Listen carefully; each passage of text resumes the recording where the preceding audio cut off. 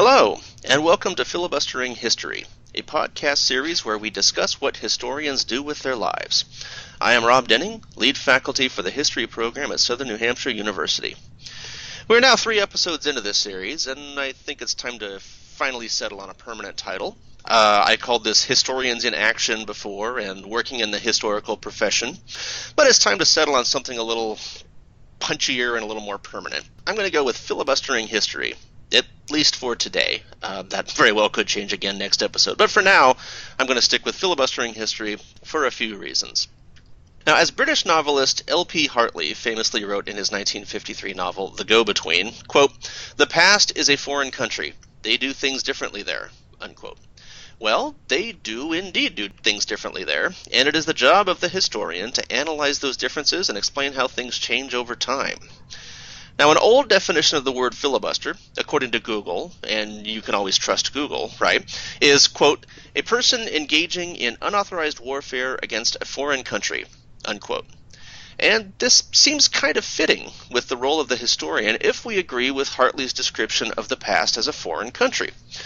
While we hope that the historian's intervention doesn't reach the level of warfare, it's not hard to see the historian as a private citizen interacting with the foreign country that is the past. And, of course, there is a more modern definition of filibuster where people talk endlessly, and historians are known for being long-winded, to put it politely, so the modern definition of filibuster applies here also. But I digress. Today I'm talking to Jennifer Bryant, an instructor in the history program at Southern New Hampshire University, and a compliance officer with the Colorado State Historical Preservation Office. Today we're going to talk about her background, her current position, and her advice for students looking for a career in history. What is your name and what do you do?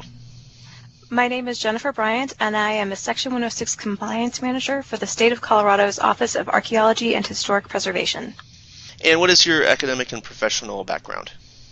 I have a bachelor's degree in history with a double major in anthropology that focuses on archaeology, and a master's degree in history and public history with a graduate certificate in historic preservation. I've volunteered and worked at several museums in the Denver area, including Highwan Homestead Museum, that's a small house museum, as well as the Denver Museum of Nature and Science before I graduated with my undergraduate degree and moved to Washington, D.C., and decided to work for George Washington's Mount Vernon Estate and Gardens. And I've also served as a historian, architectural historian, and archaeologist for an environmental resource management company before I started my current position. That is kind of a roundabout way of going. That's great. You know, I didn't really plan for this to be my career path, but I wouldn't change a thing. It's been amazing. What did you originally set out to do? Originally, I actually thought I would end up in museums for the rest of my career. I love the ability to interact with the public and share history in a hands-on environment. But surprisingly, it led me in a completely different direction that has now circled back to a similar environment in a different way, but still very similar. And what have been your research and teaching interests throughout your career? This is where my background kind of has skewed me. I have a lot of different research interests because of my experiences. Originally, I started off being very interested in colonial and early Republic of America, specifically the role of Virginia in that particular portion of history. But since I do live in the West, a lot of my work has actually been focused on the development of the West, as well as the interaction between settlers and Native American tribes, which ties in a lot with my archaeology background, although funnily enough, I am actually a historical archaeologist, not a prehistoric archaeologist. I'm feeling a little bit of nostalgia because I'm originally from California, and I did all of my master's degree work and my doctoral dissertation were both on various aspects of California history. And so for a long time I was very kind of steeped in the history of the American West and race relations and the development of legal institutions, political institutions, and all of that. And unfortunately, since I moved to Ohio, I've kind of fallen out of that habit a little bit out of that knowledge, and that's making me nostalgic. You know, it's a really interesting aspect of history that I don't think enough people really understand how detailed and just huge the field is to really understand race relations in the West, because there are so many different groups that came here that had to interact, and whether or not that interaction occurred in a peaceful manner or not is up in the arms depending on who you're talking about. But the way in which even those immigrant groups interacted with each other is really fascinating, and the more I dig into that history, the more fascinated I become and the more I want to learn. Yeah, my master's dissertation was on California during Reconstruction after the Civil War, and Wow. the question was the 14th Amendment, the amendment, of course, that grants citizenship to everybody living in the U.S. or born in the U.S., regardless of race, nationality, and all of that. Mm-hmm. And so California was today, of course, is known as this great liberal state, where, of course, that would seem like a no-brainer. But back during Reconstruction, California actually did not ratify the 14th Amendment and outright rejected the 15th Amendment, which allowed, of course, everybody to vote regardless of skin color.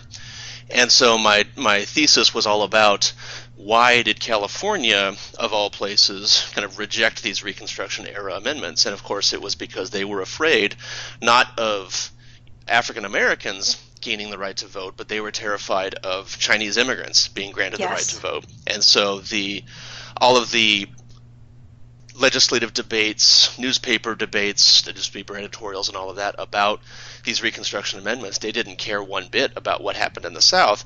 They just were very concerned with that all of these Chinese immigrants would vote. And of course, that gave them all the opportunity to, of course, relate all of the sins that Chinese immigrants supposedly bring with them, and all of the evils that they inject into California society. And it's just a very strange and different world than the one we live in. But it is very complicated out in the West about how all these various nationalities work together, because they, in many ways, in the West, different nationalities, and a lot more of them were thrown together than necessarily in the South, where we usually think of with Reconstruction and those Reconstruction amendments. That's very true, and you know I see a lot of that when I look at Denver history. There are various neighborhoods around town that are specific to the different ethnographic groups that were living here in the mid to late 1800s, and those areas actually have kept that population through current day for the most part. And it's very interesting to see just the strength of those communities and how they interact with each other, and they each have specific months in which they celebrate their ethnic history, and those communities come together, which is much different than was back when their ancestors first came to this area. They were definitely not agreeable to being friends with the other communities that they were surrounded by. But it's amazing to see how things have developed and changed over time, knowing just how complex that history was and how these groups really did not interact in a peaceful and harmonious manner, and now they do. And seeing how that's evolved is just absolutely fascinating. Yeah, I grew up in Northern California near a town called Chico, and in 1850, I'm drawing a blank, I think it was 1853, I might be getting that wrong, but anyway, there was a massacre of Chinese, there was a Chinese camp of immigrants, and a local white mob got together and massacred, I'm drawing a blank on all of the details, but there was a very violent confrontation between a white mob and Chinese immigrants just a few miles outside of where I grew up, and nobody ever talked about it in that area. Right. It wasn't until I left and started studying this stuff academically that suddenly I did find out about it. But it is a long, very complicated history. It is, and we have history that a lot of people would like to ignore or kind of shove under the rug when it comes to the Sand Creek Massacre back in 1864. But we also had issues we had internment camps during World War II that were housed here in the state of Colorado. So that's right. The history goes back to prehistoric times with the Native American tribes that have been here over time and throughout actually have moved around within the state of Colorado. There are a large number of tribes that can call Colorado part of their homeland. But then as we've moved into more modern eras, that population has grown, and what we've seen is the interaction that we may not want to speak about, the groups that were kind of pushed to the side by larger groups, the minorities that were that found difficulty finding their way, but decided to keep pushing forward and wanted to make this place their home.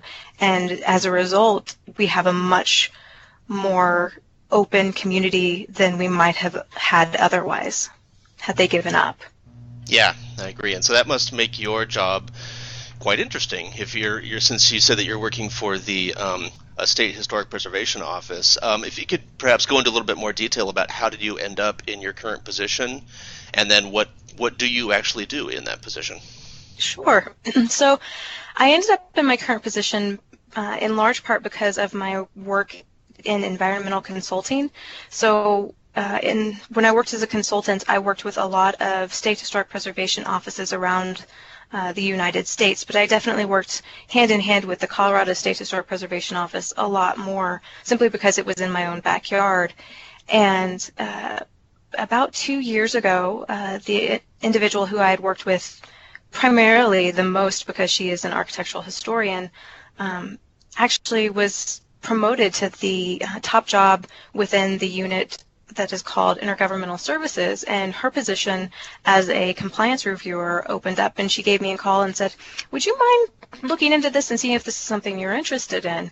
And I said, "Sure, that sounds amazing." And the more that I looked at it, the more interested I became, because in my daily work, I get to review history from prehistory all the way up to actually now, about all areas of the state of Colorado, different groups that have lived in these areas, different cities that I may not have even heard of before, and I get to see resources that otherwise I would not know existed. I get to see bison jumps. I get to see little residences where, the early settlers might have originally shored up their homesteading claims, all the way through Victorian era buildings here in Denver. So what led me here was a very roundabout set of circumstances between background in history and archaeology, as well as experience seeing a wide variety of what we call cultural resources across the country and being able to understand the significance of those resources. Earlier you were talking about how you work in compliance, and so what are you, creating compliance with? I don't really know how to phrase that, but how are you ensuring compliance, and who are you imposing compliance on, and how does that process work? So we are, as you put it, ensuring compliance for federal agencies with the National Historic Preservation Act of 1966. That particular act established the State Historic Preservation Office across the country. So each state has a State Historic Preservation Office, and that office is tasked with ensuring that federal agencies consider the effects of their undertakings on historic resources within what is called area of potential effect, so the area that their project is taking place within. So we ensure that they have done their due diligence identifying historic resources, as well as identifying the effects of their proposed project on those resources, and if the effects will be detrimental, we identify appropriate mitigation to try and reduce the detrimental effect, or just record information about the resource that might be lost as a result of the action. This is an interesting arrangement, it sounds to me. When my doctoral dissertation was on environmental regulations and environmental policymaking in California in the 1960s, 1970s, and so a big portion of my work, of course, was on federalism and how the development of the national level EPA, of course, had dramatic effects on state environmental regulations across the country. California was one of the few exceptions, though, because California had stricter environmental regulations than the EPA wanted. And so California was able to kind of do its own thing, but the EPA still was able to kind of order other states to do what they needed to do. It sounds kind of like what you're doing is kind of the opposite. It sounds like, is this an issue where a state level office is able to kind of override a federal program, or am I just misunderstanding? No, it sounds very much like that's something we could do, but in reality, Section 106 of the National Historic Preservation Act, which is what I work with daily, is actually a procedural law rather than a regulatory. Okay. So we just ensure that the agencies follow the appropriate procedure and take these concerns into account. In the long run, it is the federal agency's decision whether or not to move forward with the action. They don't actually have to listen to what we say. They have, at least with their final steps, they have to listen along the way and let us know that they've heard us, but they don't have to follow our recommendations in the long run. Okay, but they're supposed to at least take the state concerns into account. They are, and typically most agencies would prefer to work with the state and keep a good working relationship, so they try to work with us as much as possible rather than just preemptively saying, well, we're going to do what we want to do. Most agencies don't do that because they want to do what's right for the resources, and they would like to have our help in doing that. Okay, I got you. That sounds a lot like the kind of the relationship that I was talking about with my dissertation. So it sounds like you have a lot of interaction with Colorado and federal agencies. Do you have any interaction with other states' historical agencies? I do. You know, I had a lot more when I was a consultant because I had to deal with them on a daily basis. I am part of what's called the National Conference, the National Conference on State Historic Preservation Officers. We receive updates from other states and we speak with other states regarding issues or concerns that we come across. So we do interact with other state historic preservation offices, not as regularly as we might like. I do interact fairly regularly with Utah and Wyoming and New Mexico because our borders abut each other, and we actually have agencies whose lands cross those borders. And so when there are projects that are occurring in those particular areas, we will work with the state historic preservation officers from the other states as well to ensure that we have a cohesive discussion moving forward, that everyone's on the same page. What does an average day in your position look like? All right, so I know everyone says there's no average day. Well, in compliance, there really That's what isn't everybody one. says, yeah. I know everyone says every day is different. In compliance, it really is, because every day my inbox is flooded with additional projects that agencies are undertaking within my state. So a typical day is I get to the office prior to any of the other agencies coming into the office so that I have a few hours that I can get work done before they start giving me a call asking questions or concerns. But my day starts with identifying any additional projects that came in between when I left the office the day before and when I come into the office the next morning, and prioritizing those projects according to deadlines. So under the law, our office only has 30 calendar days to respond to any project that is provided to our office for review. So we have a very fast burn on everything that we have to review, and so every day I make sure I'm up to date with what needs to be reviewed, and I organize according to whether or not am getting a little too close to those 30-day reviews or not. Our office is actually really lucky that we have enough people that we've been able to flip most of our responses within 10 days instead of 30, but you can imagine how hectic that makes things. Yeah. It's a little crazy at times, but it's great. So I organize and prioritize my schedule. I see whether or not I have any meetings with agencies to discuss projects. Oftentimes, upwards of 3 to 4 times a month, I go on site visits to see project areas in person to get a better understanding of what's going to be done in that area and the resources that will be affected, rather than just relying on paper information. And then I sit through typically several meetings a day, either internal with our office discussing projects amongst ourselves if a reviewer has any questions that maybe another reviewer could answer or shed light on. And then I do the actual paper review of the documentation that's been submitted to our office.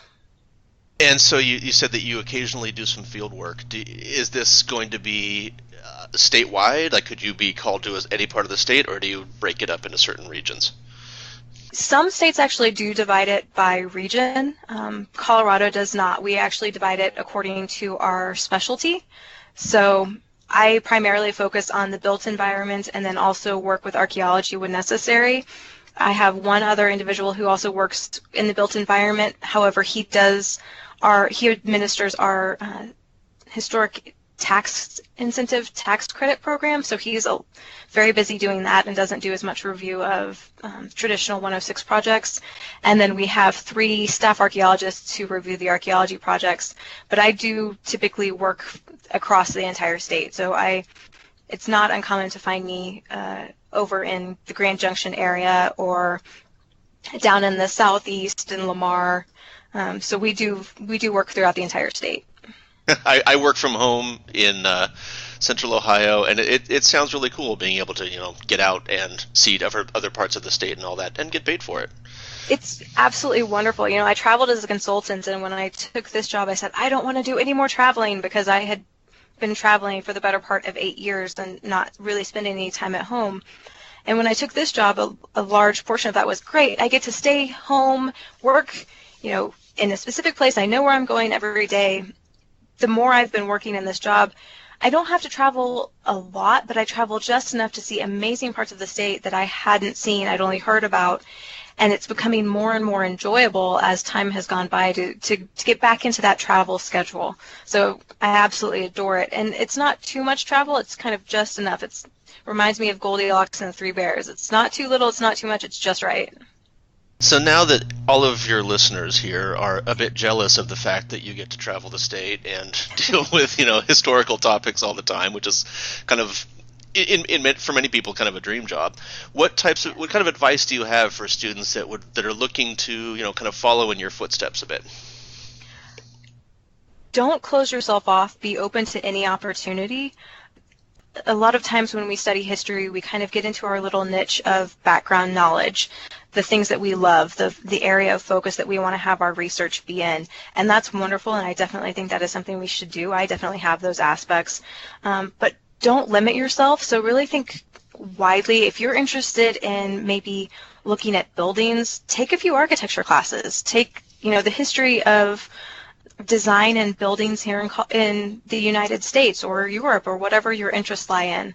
If you're interested in geology, keep that in mind as well, because we do a lot with geology, understanding how landscapes impact the way that people have lived in certain areas, because you can't live in certain areas if there's not water, and you can't live if you can't grow food or there's not plentiful food that's already available in the form of animals.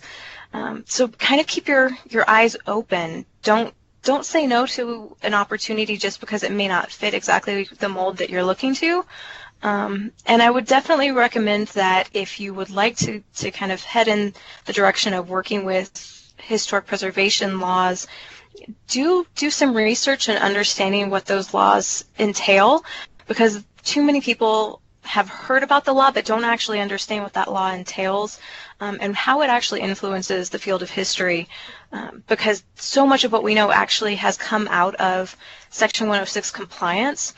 The number of resources that have been identified in states across the country largely come from compliance with Section 106, but you might not know that if you don't understand the complexities of the laws and what it is these agencies have to be doing and provide what they have to provide to state historic preservation offices to exhibit their understanding of those resources. So kind of keep your eyes open, and while you can focus on that little group that you find that particular aspect of history absolutely fascinating, don't close the door on maybe something that you never would have considered previously. Okay, well, I think that is a good place to end it. Thank you for being with us today. Well, thank you for inviting me. Have a great day. Thanks, you too. And thank you all for joining us today. Today I was talking to Jennifer Bryant, an instructor in the history program at Southern New Hampshire University and a compliance officer with the state of Colorado. If you have any questions or comments on this podcast or suggestions for future episodes, please contact me at r.denning@snhu.edu. I am Rob Denning. Thanks for listening.